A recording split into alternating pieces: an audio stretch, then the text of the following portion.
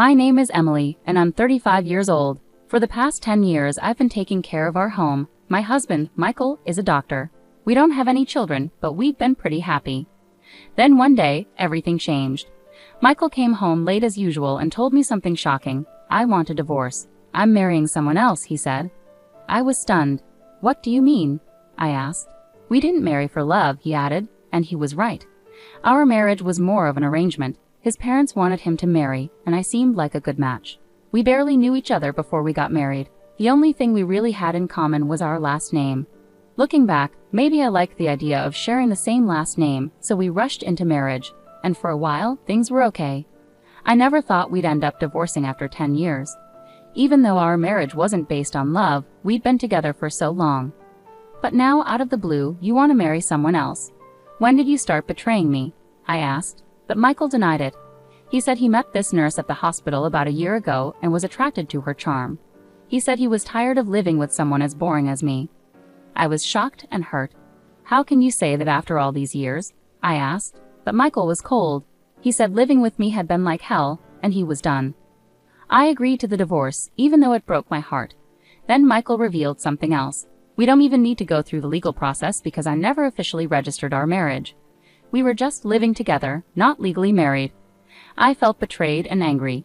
Michael had kept this secret from me all these years, and now he was using it to avoid giving me anything in a divorce. The day we thought our marriage would be registered was actually the day it officially ended. I couldn't go because of an urgent matter, he said, but it turns out I never submitted it. Not submitted? Are you joking? We've been living as a married couple for 10 years. It's impossible that you didn't submit it, I exclaimed. Normally, yes. But I made that rule at the beginning. If you went to the office, everything would be ruined. When we got married, we made some rules. I, as a homemaker, would handle all the household chores. I was on an allowance and part-time work was prohibited. And Michael would handle all governmental and official matters. Why would you do such a thing? I asked. Because I was about to be forced into a marriage with someone I didn't love. I wasn't going to submit it easily. I was saving marriage for someone I truly wanted to be with. Then you should have refused the marriage proposal in the first place. I couldn't refuse. My parents are stubborn and wouldn't listen. What would have happened if I said I didn't want to marry? Plus, I wanted a housekeeper. I'm a busy doctor and can't often tend to household chores, so I decided to marry you as a housekeeper. It was a good deal for you too, right? You could eat well and have a roof over your head without working. You seemed desperate to get married too. Maybe you felt pressured because your friends were getting married. Even though we weren't actually married, you were seen as the woman who married a doctor. This 10-year relationship was a win-win for both of us. That's all it was, and it ends today. You should be grateful for the good times you had. Now you have to live on your own without relying on others. I can't believe this. Oh, and one more thing. Don't tell my parents about this. If you do something unnecessary, you know what will happen to your father, right? My father runs a medical equipment sales company and has a contract with the hospital where Michael works. Our marriage was how this connection was made. Michael was threatening me, implying that if I told his parents, he would sever the contract with my father's company. It's your fault for being deceived. How pitiful to be thrown out with nothing, he said, laughing. But the one who would be thrown out without knowing anything was actually him. I couldn't help but burst into laughter. What's so funny all of a sudden? He asked. I can't believe you became a doctor with that kind of knowledge, I said. What do you mean? He asked. I knew all along about your mistress and that you didn't submit our marriage registration. That's impossible. That's why I've been preparing, waiting for the day you'd bring it up yourself. I continued, I had a gut feeling about your infidelity for the past 6 months, but I lacked solid evidence to confront you. So I decided to hire a private investigator to look into your affair. The investigator told me, ma'am, there are 2 things I need to tell you. The first is that your husband is indeed having an affair. We got evidence of him entering a hotel with a nurse from his workplace. And the second is from their conversations. There's a possibility that you two are not legally married. Not legally married? What does that mean? I asked. I'd overheard your husband and his mistress at a cafe, the investigator continued. He said they didn't need to worry about alimony or property division since they never submitted a marriage registration. What? I can't believe it. We've been living as a married couple for 10 years. I don't know why he didn't submit the marriage registration. That's why he never let me handle any official procedures. Yeah, that seems to be the case. I can't believe this. How could this happen? It's unusual to hear about not submitting a marriage registration for 10 years, but it's not unheard of. This is too much. Am I just supposed to accept this? If we were never married from the start, there's nothing I can do. Not necessarily. What do you mean? Let's make him pay for deceiving you for 10 years. First, we need to prepare without him noticing, the investigator suggested. So I started preparing with the investigator to take action against my husband. So what if you knew we were never legally married from the start? Does that justify your actions with other women? Do you think you can avoid taking any responsibility? He said, trying to dismiss his actions. You called me pitiful for not knowing the truth, but it turns out you were the one who was pitiful. What do you mean? We're considered to be in a common law relationship on paper. So what? You might not know, but you can actually claim alimony and divide property in a common law relationship. What? He didn't know that not registering our marriage would come back to bite him. In a common law relationship, you can make claims. It's not widely known, but it's possible. Of course, there are conditions. From what I see in your case, it seems you meet those conditions. What are these conditions? The common law relationship is established based on two main criteria. First, both parties must have intended to marry. It's not just about living together, there must be a mutual intention to marry. This can be shown through things like having a wedding ceremony or being recognized as a couple by others. We did have a wedding ceremony, and our families and friends recognize us as a couple. So we meet the first criterion. The second criterion is living as if married. This includes sharing a household for more than 3 years. You've been living together as a couple for over 10 years. As a homemaker, you've obviously shared the household finances. This is recognized as a marital relationship. So that means if you can provide proof of what we discussed, you can claim alimony and divide property. I'm not an expert in this area, so I'll introduce you to a lawyer. You can work with them to bring him down. After consulting the lawyer I was referred to, I learned that I could indeed claim alimony and property division from my husband. I'm going to demand alimony and property division from you, I informed my husband, who turned pale. His confidence, which had been evident just a moment ago, was gone. But even if you can claim alimony and property division, you're just an unemployed woman. Do you plan to rely on your parents after being kicked out? He asked. Didn't I say I was preparing? I've already found a job starting next month. I've also found a new place to live. Don't worry about me. You thought I, a clueless homemaker, would be helpless, but the tables have turned. I'll make sure to discuss this with your parents, just so you know.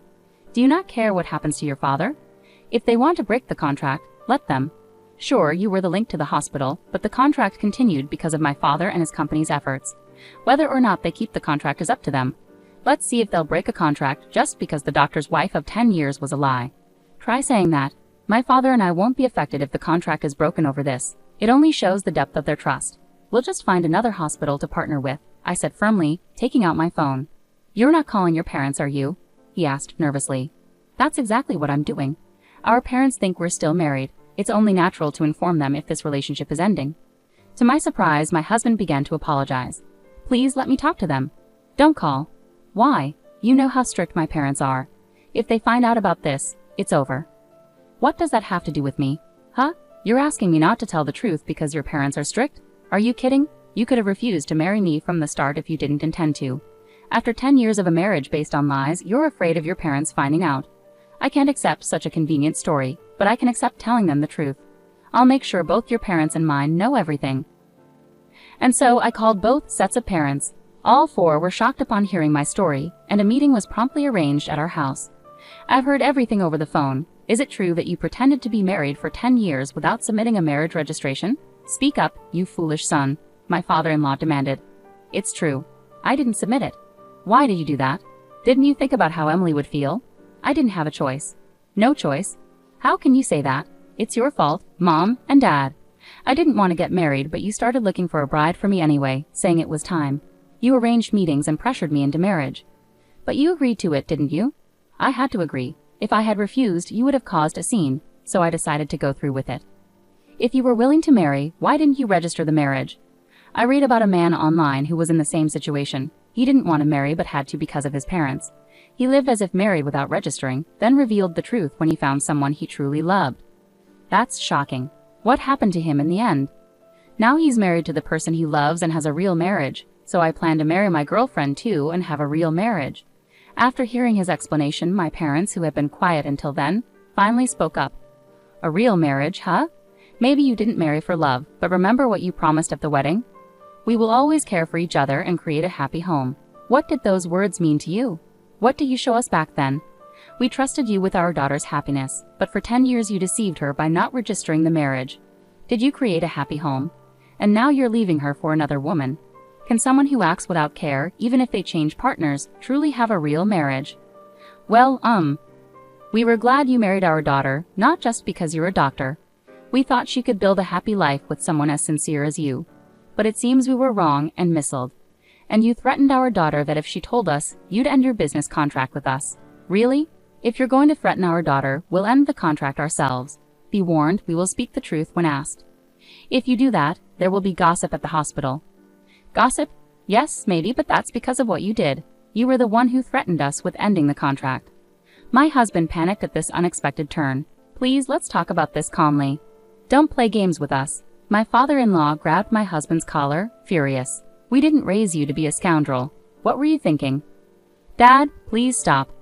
By not registering the marriage, you may have thought you were protecting yourself, but because of your selfish actions, Emily was misled for 10 years. What were you thinking, causing so much trouble to others? The room fell silent. Faced with my father-in-law's words, my husband had nothing more to say. Emily and her parents, I'm really sorry for the trouble caused by this idiot. No, your parents shouldn't apologize. It's not their fault.